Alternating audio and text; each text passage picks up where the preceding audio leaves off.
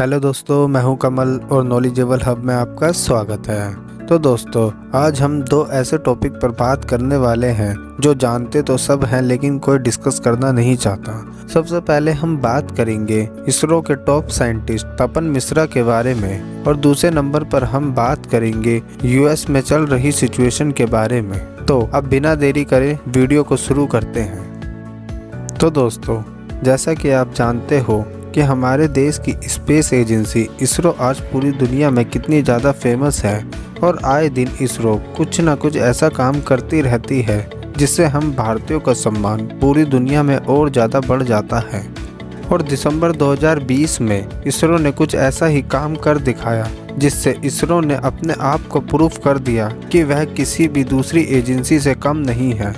साल 2020 में इसरो ने अपना नेविगेशन सिस्टम लॉन्च किया था और यह काम करने वाला भारत दुनिया का चौथा देश बन गया था। इससे पहले दुनिया के 3 ही ऐसे देश थे जिनके पास अपना नेविगेशन सिस्टम था।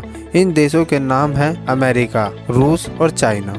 और इस सिस्टम के डेवलप होने से पहले हम भी अमेरिका का नेविगेशन सिस्टम, जिसे हम जीपीएस के नाम से जानते हैं, का इस्तेमाल करते थे। और आपको यह जानकर खुशी होगी कि हमारे नेविगेशन सिस्टम को आज पूरी दुनिया में इंटरनेशनल रिकॉग्निशन मिल गई है। और आज इसरो को इतना कामयाब बनाया है उसमें काम करने वाले साइंटिस्टों ने। तो आज हम एक ऐसे ही साइंटिस्ट के बारे में बात करेंगे जिनका नाम है तपन मिश्रा। तपन मिश्रा ही वो वैज्ञानिक है जिसने भारत के खुद के नेविगेशन सिस्टम सैटेलाइट और दूसरी सर्विलेंस सैटेलाइट को बनाया है। और साथ ही यह और भी बहुत से प्रोजेक्ट में अपनी महत्वपूर्ण भूमिका निभा चुके हैं और शायद यह इसरो के नेक्स्ट चेयरमैन भी बन सकते हैं। और जब मैं आपको तपन मिश्रा की कहानी बताऊंगा तो आपको गुस्सा भी आएगा और अफसोस भी होगा।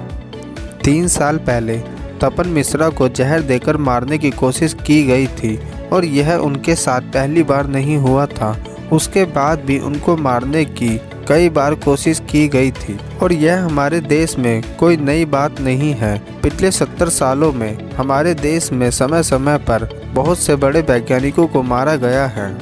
होमी जहांगीर बाबा की मौत का रहस्य तो सबसे बड़ा रहस्य बना हुआ है। होमी जहांगीर बाबा हमारे देश के न्यूक्लियर साइंटिस्ट थे जिनकी मौत भी एक रहस्यमय तरीके से हुई थी जिसका आज तक कुछ पता नहीं चला है। डॉक्टर विक्रम साराभाई, जिसने सन 1971 में इसरो की स्थापना की थी, उनकी मौत का रहस्य भी आज तक नहीं सुलझा है। और सन 1999 में डॉक्टर एस श्रीनिवासन की मौत तो इतने संदेहजनक तरीके से हुई थी कि आज तक उसके बारे में कुछ भी पता नहीं लग पाया है। तो तपन मिश्रा को मारने की न्यूज़ हमारे देश में कोई नई न्यूज़ नहीं है। यह तो पिछले 70 सालों में कई बार हो चुका है। तपन मिश्रा ही वो वैज्ञानिक हैं जिनकी वजह से हमारे देश का सैटेलाइट प्रोग्राम इतना आगे गया है। और दुख तो तब होता है जब हमारे देश की सरकार ऐसे वैज्ञानिकों की सिक्योरिटी पर ध्यान न देकर बड़े बड़े सेलिब्रिटियों की सिक्योरिटी पर ध्यान देते हैं और समय समय पर ऐसे वैज्ञानिकों की सिक्योरिटी को कम कर देते हैं। 23 मई सन 2017 को तपन मिश्रा इसरो के एक प्रोग्राम में पार्टिसिपेट करने गए थे और वहां उन्होंने डोसा खाया था। उस डोसे में ही तपन मिश्रा को जहर दिया गया था और यह जहर दिया गया था हाई सिक्योरिटी इवेंट में। और इससे ही पता लगता है कि तपन मिश्रा की सिक्योरिटी को क्या वैल्यू दी जाती है हमारी सरकार के द्वारा।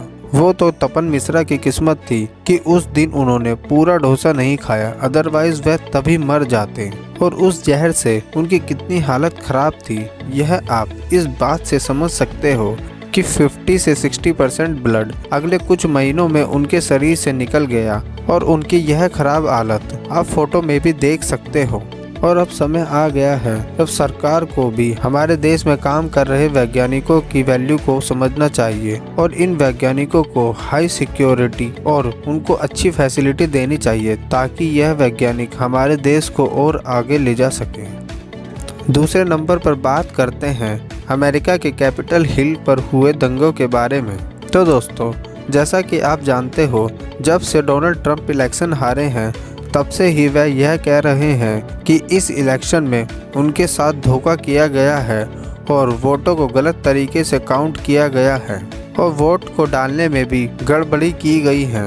और डोनाल्ड ट्रंप के समर्थक भी उनकी इस बात को सच मानकर उनका पूर्ण रूप से सपोर्ट कर रहे हैं। और 6 जनवरी को डोनाल्ड ट्रंप के समर्थकों ने पूरे वॉशिंगटन डीसी में दंगे भड़का दिए और उन्होंने कैपिटल हिल पर कब्जा कर लिया। और यह दिन अमेरिका के इतिहास में एक काला दिन लिख कर रह गया है। और इन दंगों को भड़काने का सारा श्रेय जाता है डोनाल्ड ट्रंप को, जहां एक और डोनाल्ड ट्रंप यह कह रहे थे कि वह अपना कार्यभार समय से ही जो बाइडेन को सौंप देंगे और वह अपनी कुर्सी को 20 जनवरी को छोड़ देंगे। वहीं वो दूसरे ओर अपने समर्थकों को भड़काने में कोई कमी नहीं कर रहे थे, जिसके कारण यह दंगे बहुत ज्यादा भड़क गए। और 6 जनवरी के दंगों में 4 लोगों की जान गई है और इनमें से एक महिला भी है जिन्होंने अपनी जान इन दंगों में गंवाई है।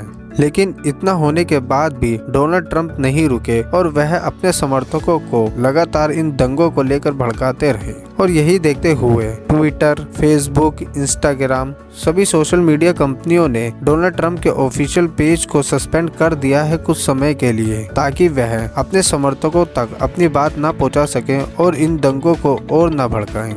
वैसे तो डोनाल्ड ट्रंप का कार्यकाल कुछ ही दिनों का बचा है, लेकिन वहां की संसद में एक बिल पारित हुआ है। उसके अनुसार डोनाल्ड ट्रंप पर महाभियोग का मुकदमा दायर किया गया है, जिसके तहत उन्हें राष्ट्रपति के पद से हटाया जा सके और माइक पेंस को अमेरिका का नया राष्ट्रपति बनाया जा सके।